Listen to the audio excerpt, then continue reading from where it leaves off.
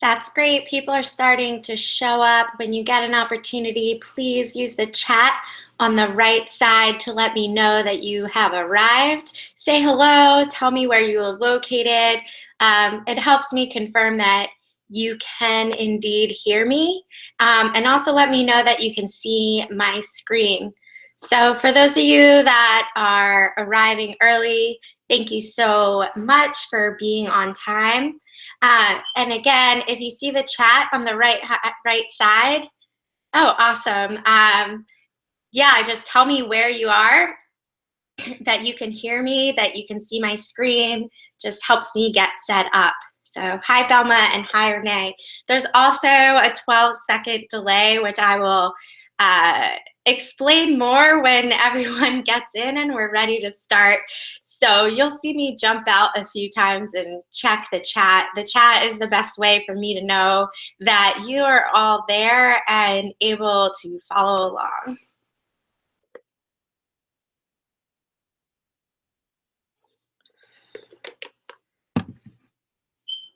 Great, thank you, Renee, for telling me that you can hear me and you can see my screen. So there are about 16 people registered, so maybe we'll have 5 to 8. I think that's a great number. Welcome, Leva. So happy that you could join us. Couldn't decide whether you guys were the procrastinators for waiting until the first week or the smart ones for giving yourself some time to marinate in what you would like to do in 2017.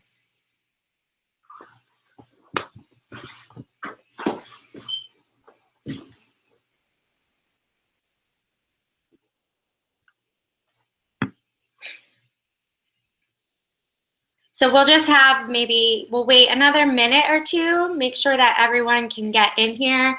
For how many of you is this your first time doing YouTube Live? Let me know in the chat. Also, I'm at my apartment and the dishwasher is running in the background, so let me know if that's too loud. I hope that it isn't. I'm so glad you could join us, Leva. How is Berlin? Belma, it is now my 3rd time with YouTube Live, and there's this 12-second delay, so I might have to try another platform next time, but I'm guessing it's good for one-way communication, but not two-way communication because it just can't be real time. So just as people continue to join us, please add into the chat where you're from, that you can hear me, that you can see my screen. Again, there is a 12-second delay with YouTube Live, so the chat is the only way that I know that you guys are following along. I see a few more people joining. I'm also going to just check my email real quick before we get started to see if anyone's having a hard time. I'm sure we'll have some stragglers. So, hi, Suzuya. So nice to see you. Glad that you joined. Awesome. So I think I'm going to go ahead and get started. I'm super excited to have you all. Hi, Alyssa. Awesome. Okay, so we have a good group of people. I'm ready to get started. Everyone can hear me. Everyone can see my screen. So that is great. Okay, so I hope that you're having an awesome day. I mentioned in the Eventbrite that there are some people that are already dropping their resolutions, and it's awesome that you guys are here to kind of think them through more carefully so that you are likely to be successful. They say something like only 8% of people stick with their resolutions through the end of January. So hopefully today we'll be able to break down your resolutions into actionable steps month over month. All right, so let me get started. And again, I'll be jumping out just to check the chat. So Danny joined us as well. Again, there is a 12-second delay, so the chat is the only way that I know that you guys are following along. Great.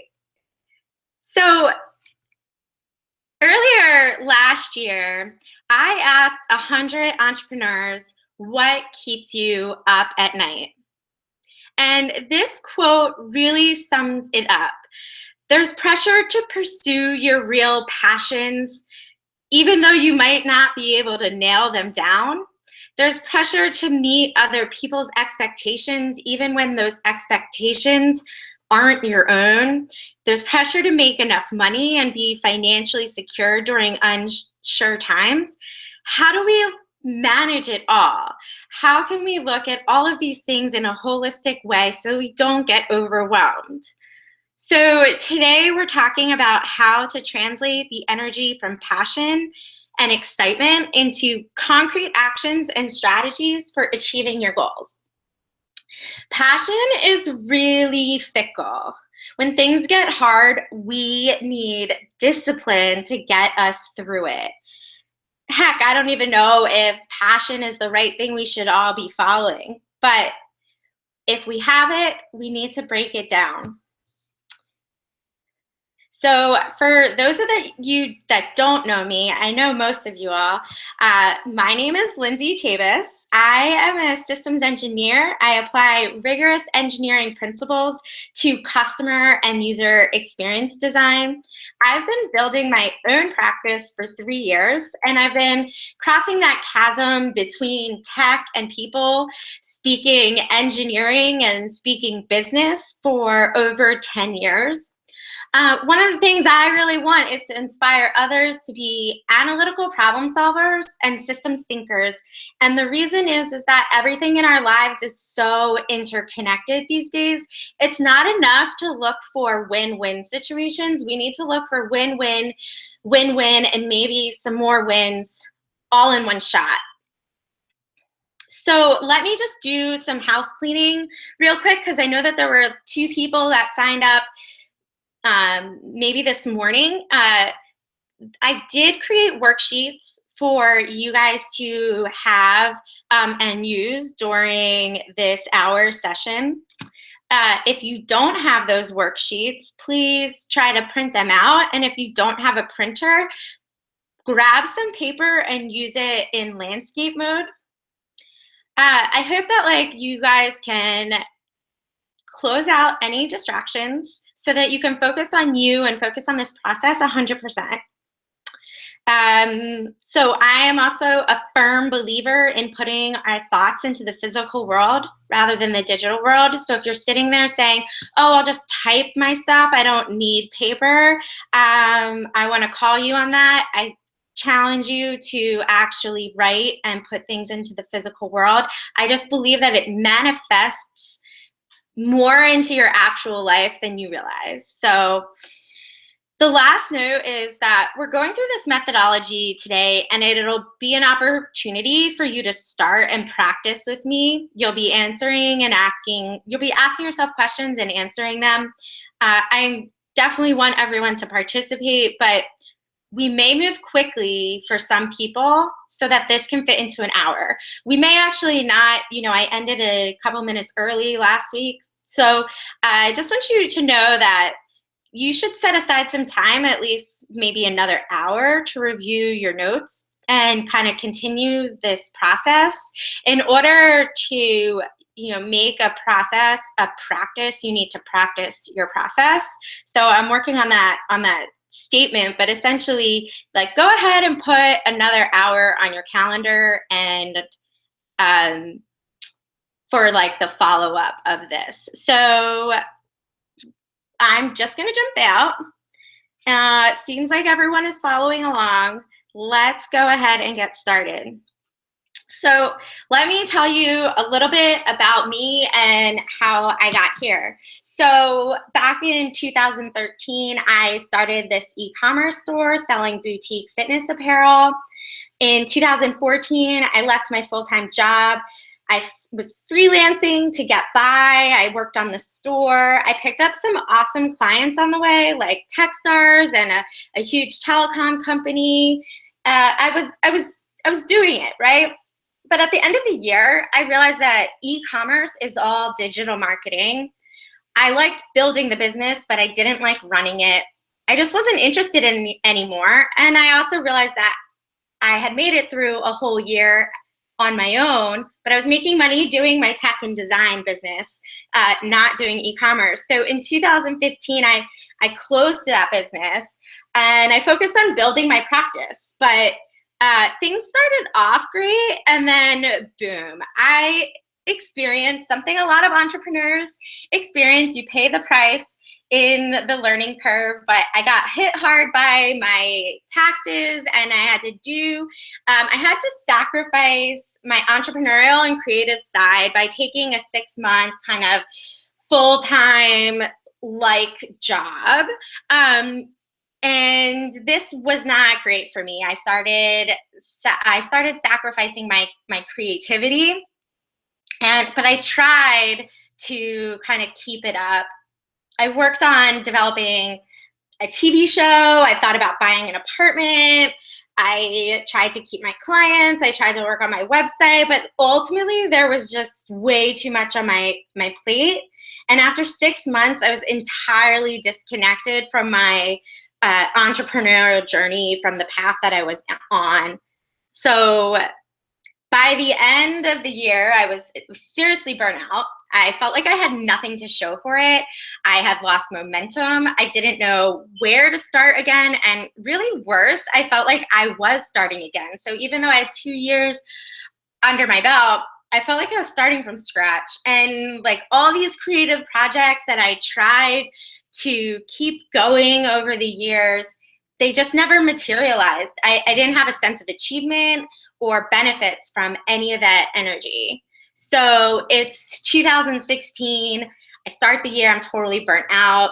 I feel like I need to lean into it, but I have no idea what that means. And this quote from Louis C.K. really sums it up. I felt totally lost, but I trusted that this was like part of the journey. And so for 4 weeks, I didn't work with any of my clients. I hit this point where my goals felt super unclear. They seemed like maybe goals I was grabbing onto because they made sense, but not because they were mine. So I took this step back and it propelled me forward. So during this step back, what did I do? Well, I spent a significant amount of time reflecting because I had 2 years to look at. I hadn't spent enough time in my first 2 years kind of monitoring my own path and process. So I went through all of these journals. I highlighted the important things. I added Post-it notes to pages where I had good ideas and thoughts.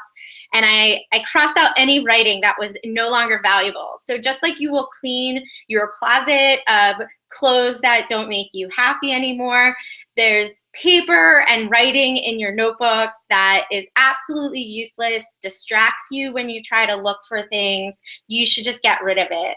I followed my journey of all that I had done. And I started to categorize my accomplishments and what I thought were my failures. Now, I'm going to say quote unquote failures sometimes because I truly believe that every failure is really not a failure, it's a learning experience, right? My e-commerce store, it wasn't a raging success, but it was a huge learning experience. So I used this tool that I'm going to share with you today called the Retrospective.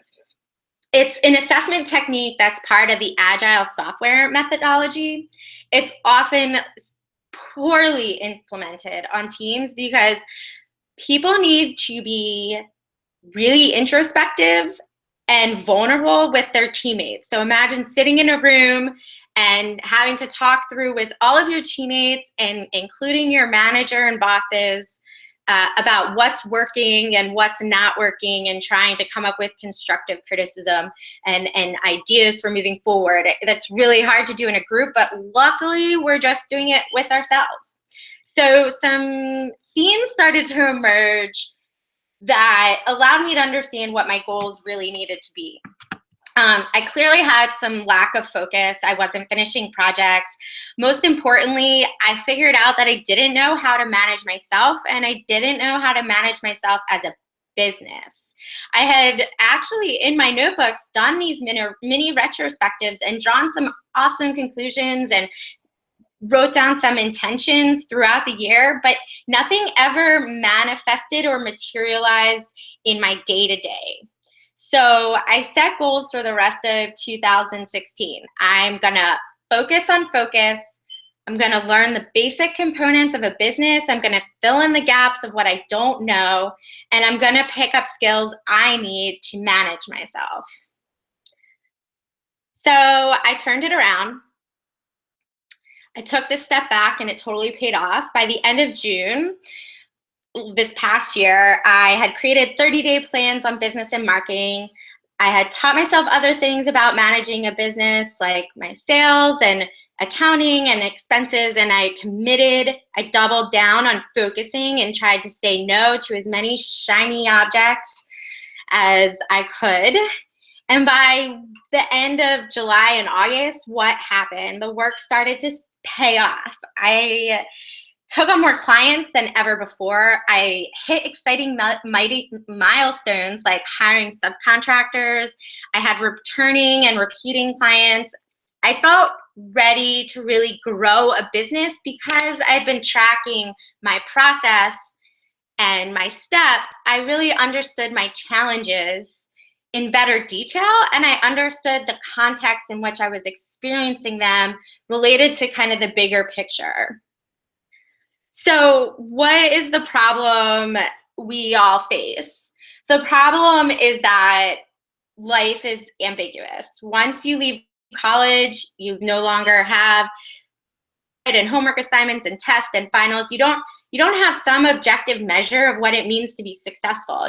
It falls on us to set goals for ourselves, and it falls on us to have the discipline to achieve them. We don't have kind of teachers or parents expecting us to succeed in grades in school. So it's up to us to like kind of find the energy inside to achieve our goals.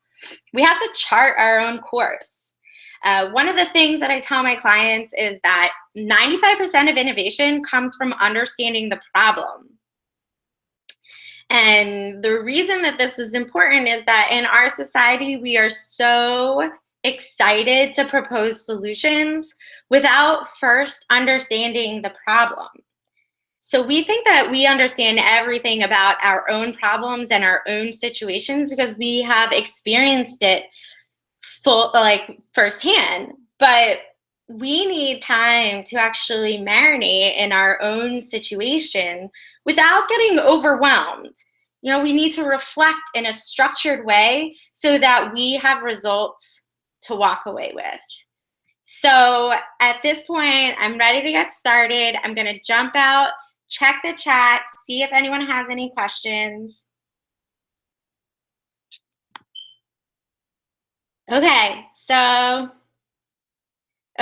you guys are talking a little bit about me, but it seems like people are following along.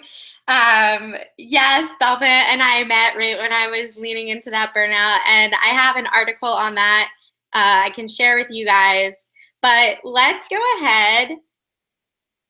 Hi, Nicole. Thanks so much for joining. So let's go ahead and jump in. So if you have the worksheets that I sent you, or you just have a blank piece of paper, let's get started thinking about what we had set out to do in 2016. So just take a moment to write down if you had any resolutions. Can you remember where you were in December 2015 or the beginning of January 2016? What were you doing this time last year?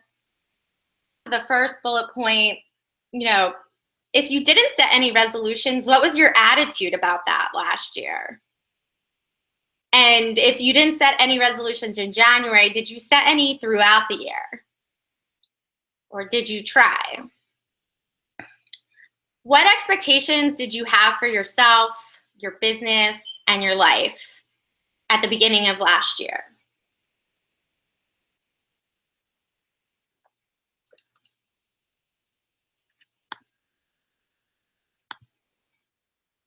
And so for those of you that got my email yesterday, sometimes it's helpful to if you have journals, if you regularly write.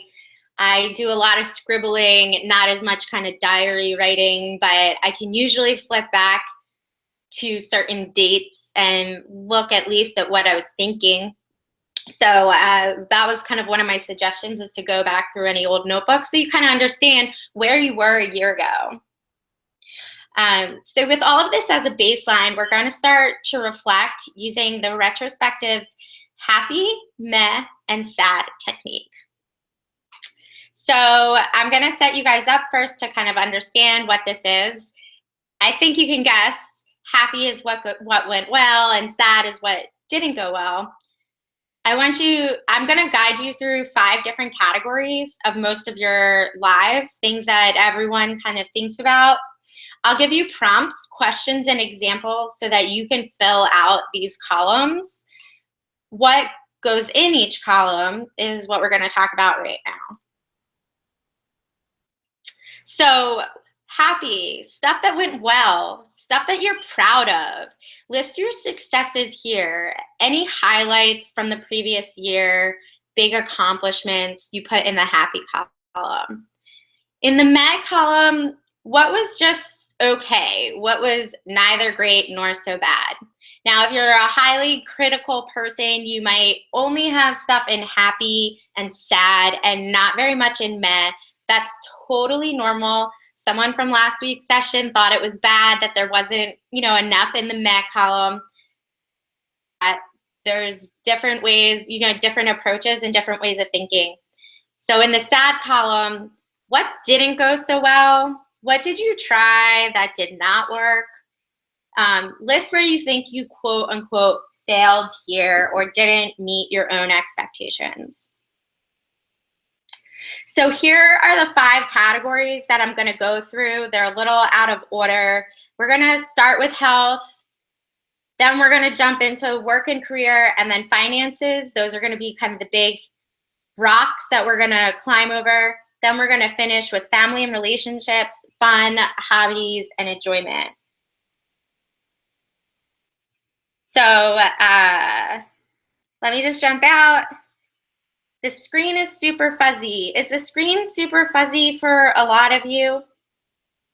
Can you all let me know?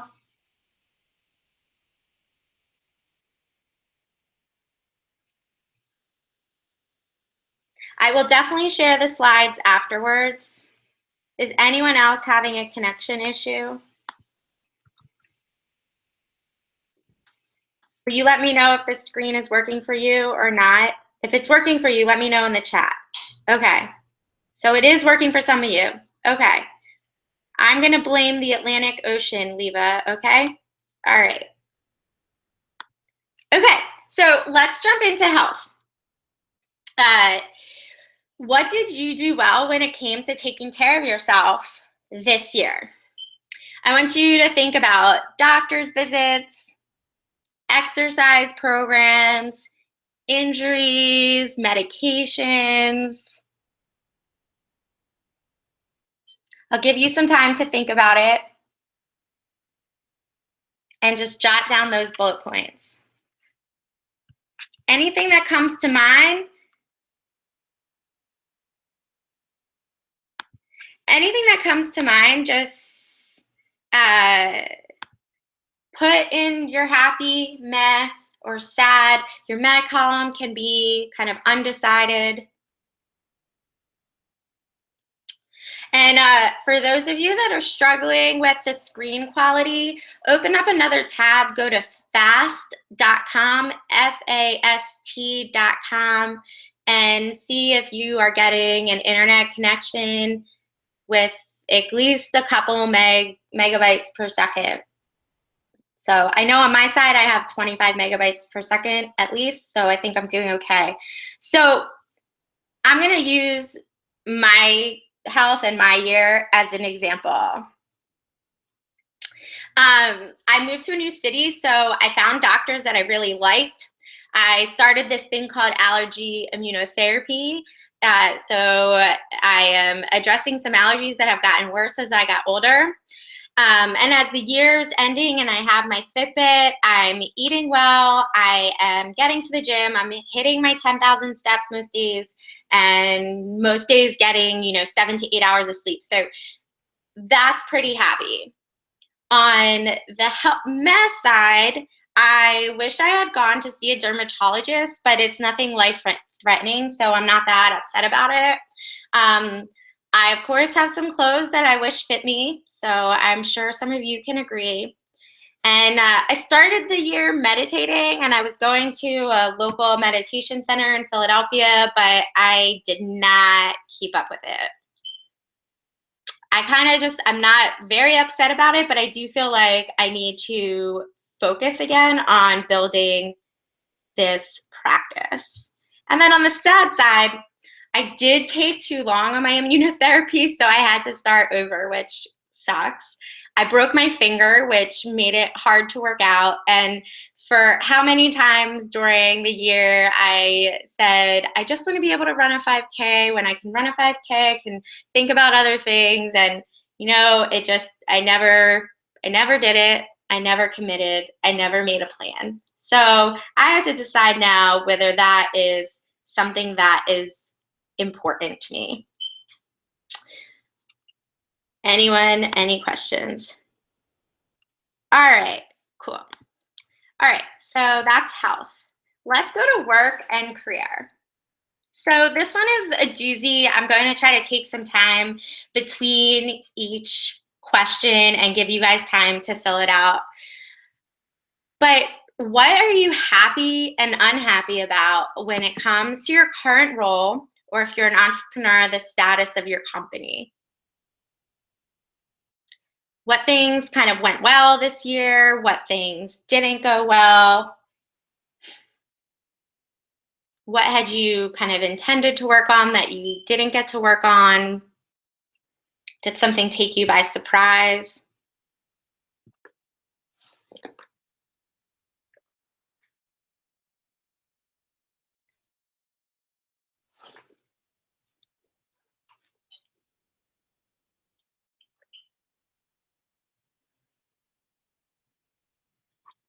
Was there anything that you stressed about this year? And was that fretting necessary?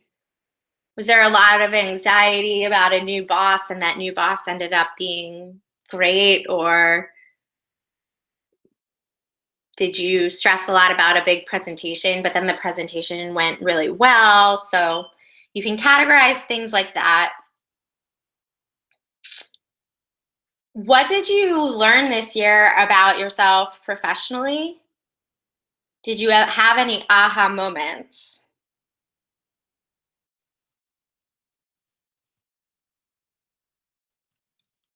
Oops. Think about any projects you worked on, partnerships you pursued, professional relationships, new and old, any new opportunities that you said yes or no to.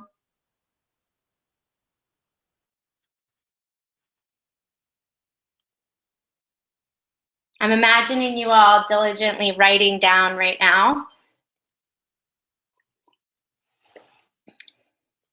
And one of the things is that for some of you, there could be a visceral reaction. For most of us, it's probably going to lean negative because we have high expectations for ourselves. I want you to acknowledge your immediate reactions, but I don't want you to go down the road of spiraling into negativity. The whole point of this process is to experience and acknowledge the things that you're thinking and feeling, and then put them into specific buckets. Don't dwell, because you need to see kind of the big picture. And if you're feeling really negative about something, try to think about the in-between, or the meh or the happy side of whatever that experience was. Because again, no failure is really a failure. It's a learning lesson. So make sure you think about what you learned.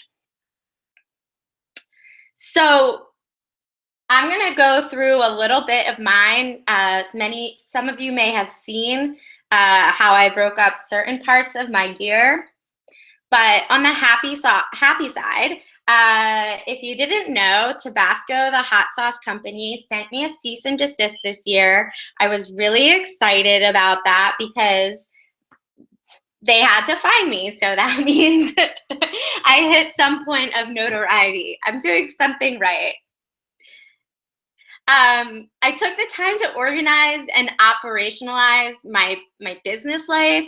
I feel in control of my contacts and my networking and my email inbox. I'll share an article with you all if I haven't already on what you can do to take control of your email. I taught myself a lot about sales and marketing that I was able to put into practice. So I really used to have the attitude that people would work with me if they liked me and they wouldn't work with me if they didn't like me. And that's really not the right way to go. There's specific techniques that you should use in particularly sales conversations. And I was able to teach myself that.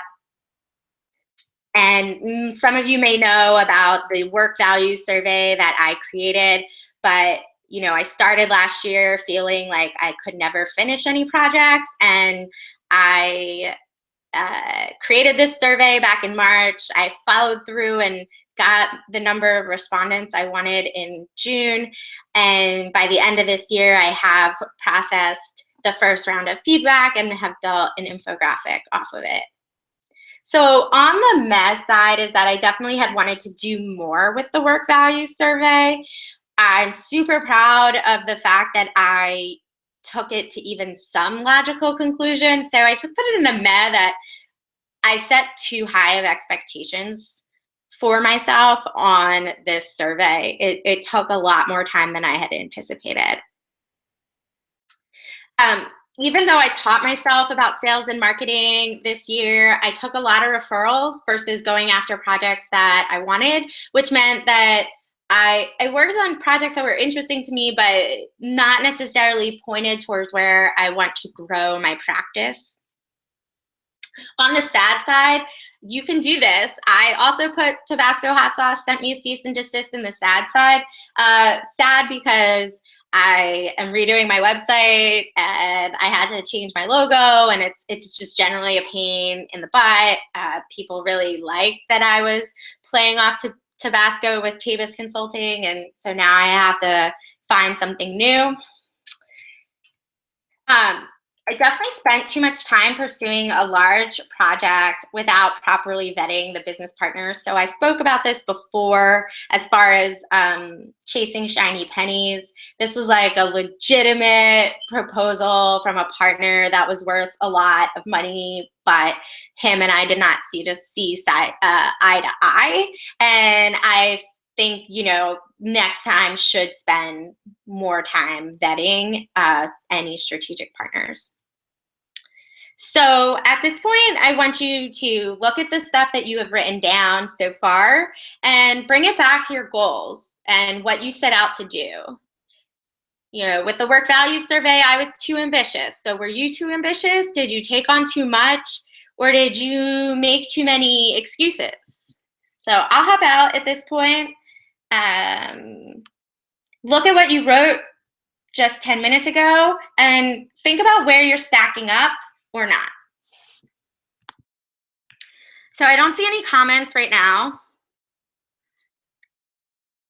I'm going to give you guys a few more seconds or minutes to kind of write down your observations. At one point last week, one of the participants put in the chat that he felt he really bungled 2016.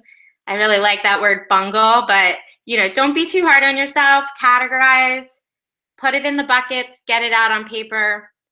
And if I don't hear from anyone in the chat, I'm going to assume that I can continue. Also, if you have any questions, if there's a certain kind of thing that happened in your life and you're willing to share it in the chat, I'm happy to help you kind of break it down into which columns it goes into. Okay. All right. So while we're tackling the big nuggets, let's take on take on finance. So what are you happy and unhappy about when it comes to your current financial situation? Are you living paycheck to paycheck? Do you have a budget that you feel in control of? Are you charging enough with your clients? Are you making enough at your company? Do you foresee, being able to get a raise this year? Which decisions about your spending were good and which were bad? There are probably some that were out of your control, like surprised you need 4 new tires for your car. But, did you spend money on a vacation and you spent too much money on the vacation? So while making the time to take vacation, you could have probably spent less. How do you want to kind of look at what happened with your finances this year? And were you stressed about money this year? So if you were stressed, why were you stressed? What would you have? So it's one thing to be wishing that you made $1 million a year and, oh my God, what I would do with that money. It's another thing to just say, I'm stressed day to day. I don't have money to necessarily go out with my friends or even to buy myself a new pair of boots. So what is it about how you're managing your money, your budget, not having a savings plan, or not staying on top of it? What was causing you stress? Same thing. Did you keep a budget, and how did you do? Were you able to stick to it most of the time? Was it too onerous? Were there too many rules? Do you still think you're spending too much? Could you spend less? So just kind of think about your cash flow month to month. Think about any outstanding debt, credit, loan, students, whatever you have. Just how it makes you feel and whether you feel you have enough to survive. Because without that kind of basic financial security, pursuing other passions, dreams, and goals is really, really difficult. So since this is fairly personal, I'll take one of the stories from the entrepreneurs I interviewed. So this entrepreneur has been in business for 40 years. Just hired a payroll service for the first time, is investigating how to find people to help her do her taxes.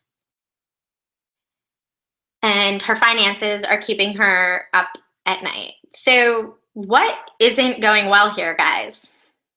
Well, this person's still stressing about money. And maybe that's just always going to be an ever-present thing, and that goes in the sad column, and we just acknowledge that. What is kind of meh? Well, it took this person really long time to take those first steps. So why did it take so long for them to realize that maybe outsourcing some things that they hated doing was a good idea? And then what can this person be happy about? Well, first, this person has been in business for 40 years, and that's an amazing accomplishment. But also that they are taking the first step. So while it took a long time to get there, they are taking the first steps to get a payroll service and find someone to do their taxes. And in a few months, they should decide whether this was a good decision or if they need to make adjustments. So it's a great decision they hired the payroll guy, but they don't like that payroll guy. So they should definitely plan on, doing a retrospective in another few months to evaluate this major decision. Okay, still nothing in the comments, so I'm going to trust that you guys are all following along. Great. So let's jump to, I went very far back.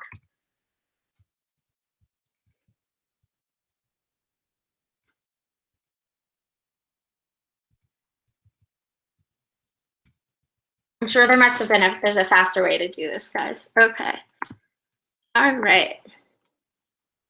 Okay, so let's start thinking about our family, our friends, and our relationships. So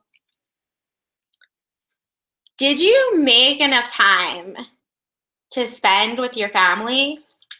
And did you put yourself out there to build new relationships? Are you staying in touch with your friends? Why or why not? What were some key events this past year? Were you really happy you went to a wedding, or did you force yourself to go to a wedding and it was absolutely miserable for you? Sometimes that happens. Are you spending time with friends that pay dividends, or are you wasting your time on people that don't make you feel good? You know, there's always rough and tumble moments when you're friends with some people for a long time, but you might be spending time with friends that are just always a drag for you, or they're not motivating for you. They don't support you. And when you give them your time and money, you're investing in them, and they should pay some dividends. So there's always going to be stuff that happens in, especially with family and friends, that you can't control. So I would just acknowledge that if something sucked, it sucked, and you can write it down just so that it's included in your big picture. So if I am, particularly hard on myself because my happies aren't very full, but then I look in the sad and see that, well, I lost both my grandparents over the past 16 months, then I can be much more reasonable with myself to have, to reduce some of the expectations, and also see that I did a lot of things in spite of that kind of negative situation that I couldn't control. So let's move to fun, hobbies, and enjoyment. Did you set out to learn any new skills this year that weren't related to work? And how long did you keep up with it? I signed up for a 10-week drawing class. I went to 3 of the classes and never drew again. So if you have something similar, recognize it, put it in its right place. How do you feel about it? Did you go on vacation? Did you make time to go on vacation? Was it relaxing, or did you read emails? Did you spend all your vacation days doing work, basically on a side hustle? Did you take enough time off of work? Not a lot of people use all their vacation days. So did you make that time? Did you read anything that was, just for personal enjoyment, or was it all business? Take this time as a catch-all if you haven't covered certain activities in other categories. And when you're ready, start to look back at your goals.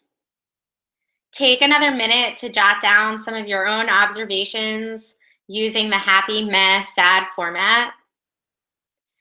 Some people had messaged me and said they feel like they're not learning from their mistakes.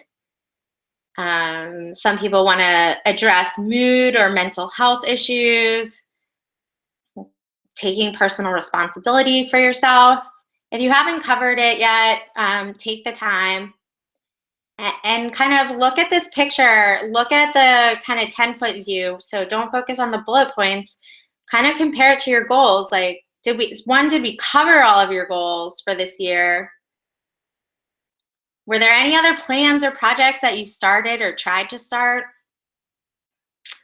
And were there any goals that you made halfway? And you need to acknowledge that even though you didn't, hit 5,000 subscribers on your email list, you did hit 1,200, and you figured out a lot of things that don't work, so you don't have to do that again this year. Just think about how much progress you made. And also consider what might have held you back, whether it was your attitude or some situation that was out of your control.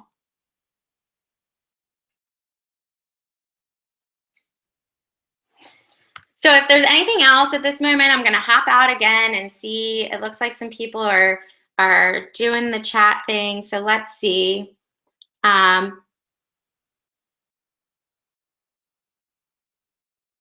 Nicole, congratulations. I'm glad that you're looking at the happy and kind of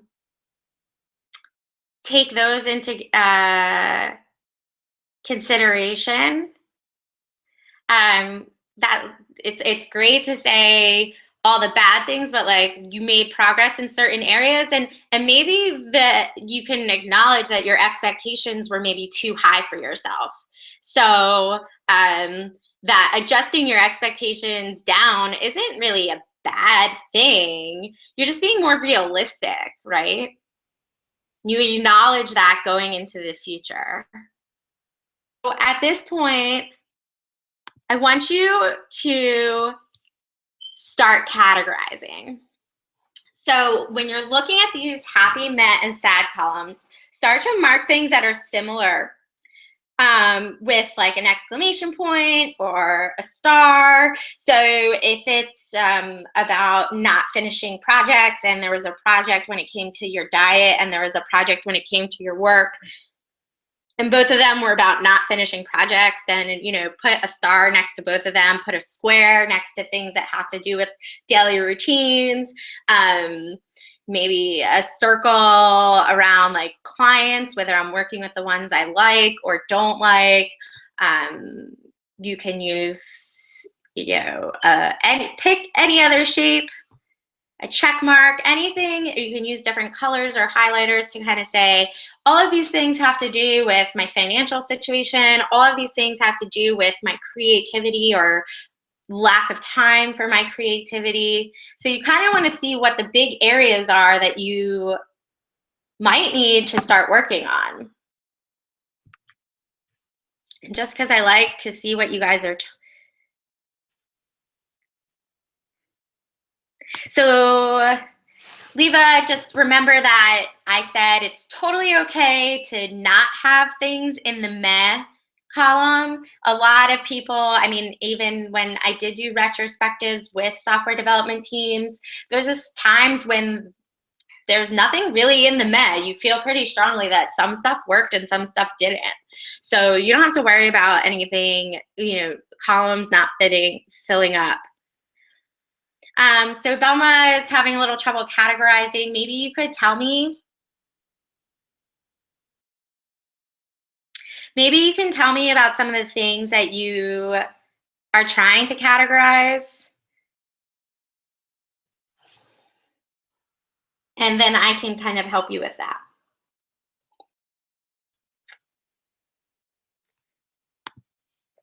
So there is a 12-second delay. So I'll wait, but all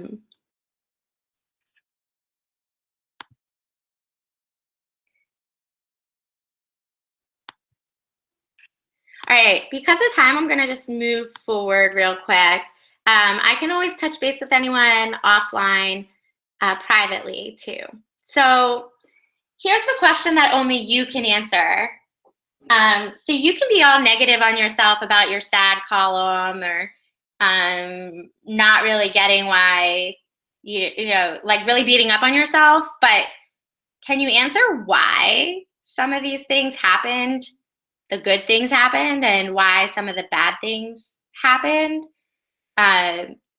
Only you can kind of answer this question. This is a big one, but hear about as many kind of bad habits as I could find researching.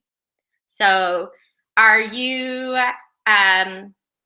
looking for instant gratification, so you're not keeping to your diet or you're not keeping to your budget? Are you just so much self-defeating mindset that you're not going after opportunities that are totally within your realm? Maybe you are hiding from your emotions, and then you're overeating or undereating. You're not planning ahead, so you're not bringing the right foods with you to lunch. You're not seeking out people that can help you, so you're kind of repeating the same mistakes and spinning your wheels.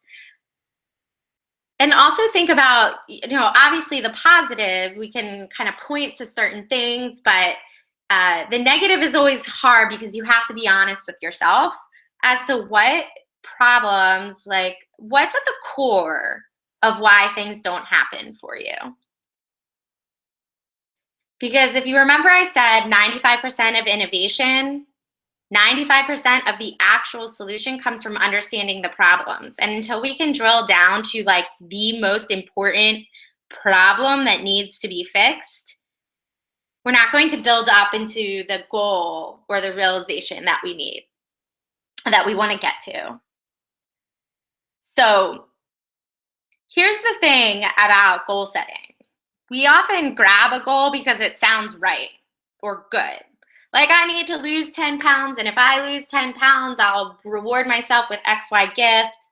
It sounds good, but is it really what you need to work on? The problem isn't, that we need to lose weight or eat less.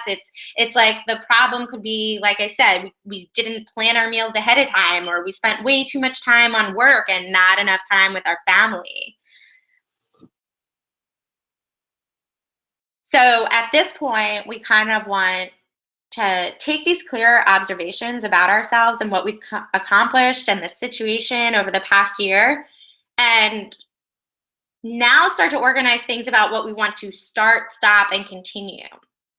So on the start side, what can you do to address the things that did not go well? How can you change the bad habits? And in this column, I listed the 7 Habits of Highly Effective People by Stephen Covey. So what can you be proactive about? Where can you set clear goals? Right? So every time I kind of said I wanted to run a 5K, I didn't ever do it. I never told a lot of people. I didn't put a time or deadline on it. So how can you prioritize? Did you say you were going to do way too many things? Like, I'm going to fix my sleep, I'm going to lose weight, I'm going to read 2 new magazines a month and 1 book a month and 4 new movies, and you didn't say which one was the most important for you to do. And do you need to strategize? Is there stuff that you need to do more research on? Is there more stuff that you need to learn and reflect on? What do you need to learn and find out about? On the stop side, like, what were the bad habits? You take too many meetings with people that weren't, helpful for you. Do you drop everything for someone else that really, again, isn't paying dividends in your life? What were some of the triggers that brought on bad habits that then kept you from reaching your goals? And try to think about what was in your control that you can stop. So just like I talked about losing my grandmother, I couldn't really control that, right? But I can control if I, journal, or if I meditate, or if I work out, and so think about it that way, and then continue. Acknowledge the things that are working for you, right? What did you do well this year that you want to continue doing next year? Were you really good with your to-do list? Were you really good with networking? Did you say no to things? Make sure you kind of say, I need to continue doing those things.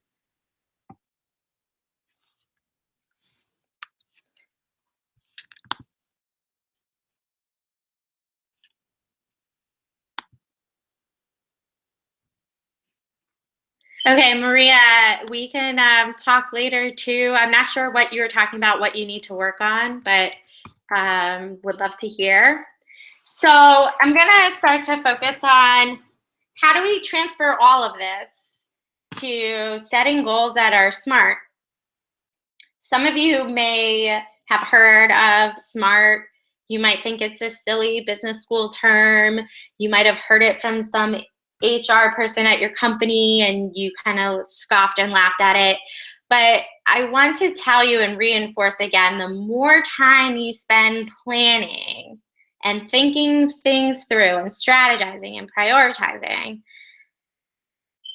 the better your execution is going to be. So I have a habit of firing and then asking whether I aimed and then wondering if I was even ready to begin with. So taking the time to actually write out a goal and the objectives and the steps that I'm going to get there is really helping me to be a lot more strategic. So this is what you guys have all been a part of for me.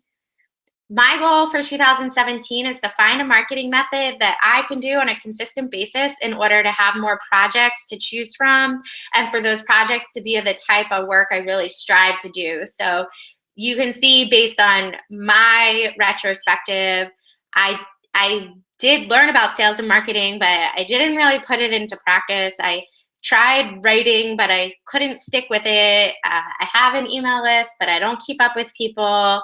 And it's hurting me in that I'm not getting all the projects that I would like to be doing. I'm just taking a lot of referrals. So my goal is to kind of change that.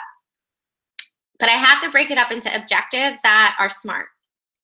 So one of them is, and this is why we're all here today, I wanted to help you all, but I also want to try out webinars and these online events as a way to communicate and collaborate with others. I want to do it in January, and then I want to decide if it's something to try again with content that's specific to my business. I want to commit to publishing 1 video per week for 8 weeks starting January 15th. And I want to send out 1 email newsletter per month for the first quarter. So just 1 in January, 1 in February, and 1 in March. And then at the end of March or the beginning of April, I want to review these 3 methods after the first quarter to decide what I want to start, stop, and continue. So when it comes to being a SMART goal, it has to be specific. There's really clear instructions for what I need to do over the next 3 months. It has to be measurable. I can say, did I do 8 videos? Did I send out 1 email newsletter a month? Did I host a webinar and decide? It's measurable. I can just say whether I did it or not. It's actionable. It's really instructive. It's reasonable. This is the one I kind of, waffle on because I tend to set aggressive marketing goals. So is it reasonable? Maybe, maybe not. And if it's not, I really have to learn my lesson. And is it timely? So are there specific dates to hold me accountable? And timely I see as, are there specific dates of when you need to get it done, but also how you're going to hold yourself accountable. Sometimes some of us need public commitment to make sure that these things happen. So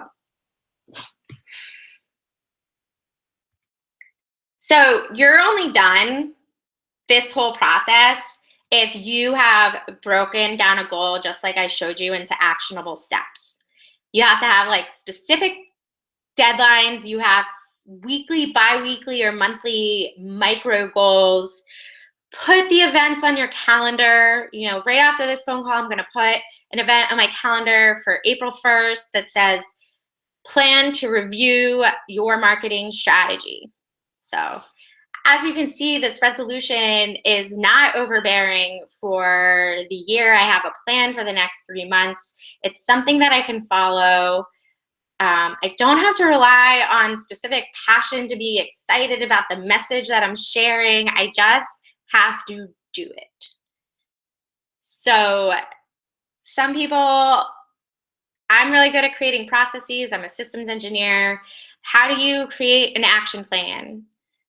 Some people need help with this.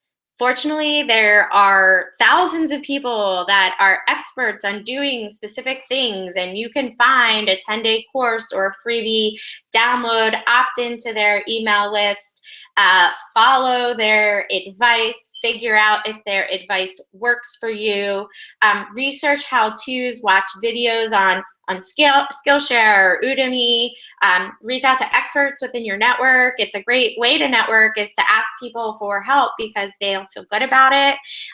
Come up with a process that works for you. So for me, I created 30-day worksheets. I carried around a worksheet on a clipboard, and I answered questions about my business back in March. I answered questions about my marketing in April. You can also lay it out on a calendar.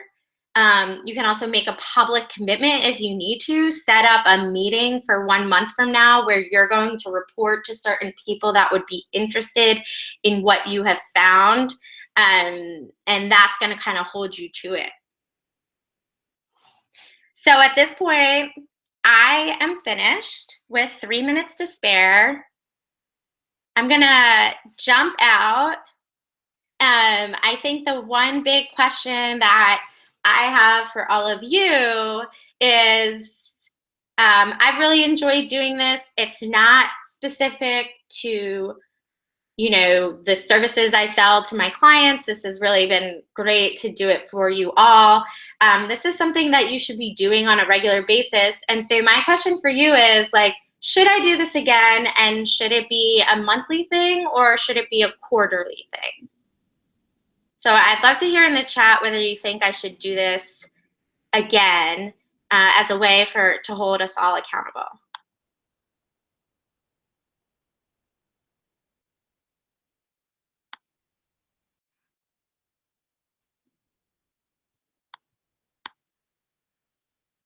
So I'd love to find out from Maria what you mean by like what you need to work on and having too much work to do.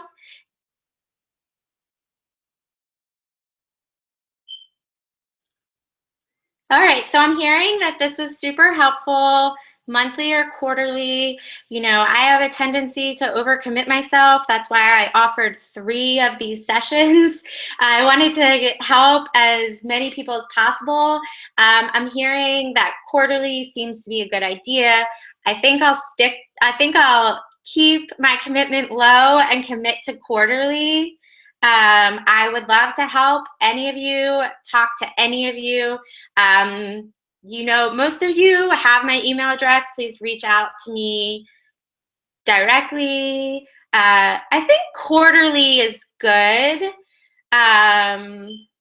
so that we can all kind of reset. Monthly might become overbearing, and if you feel like you don't make it every month, you might start to beat yourself up. So I want to thank all of you I want to say amazing ladies because I don't see any men out there.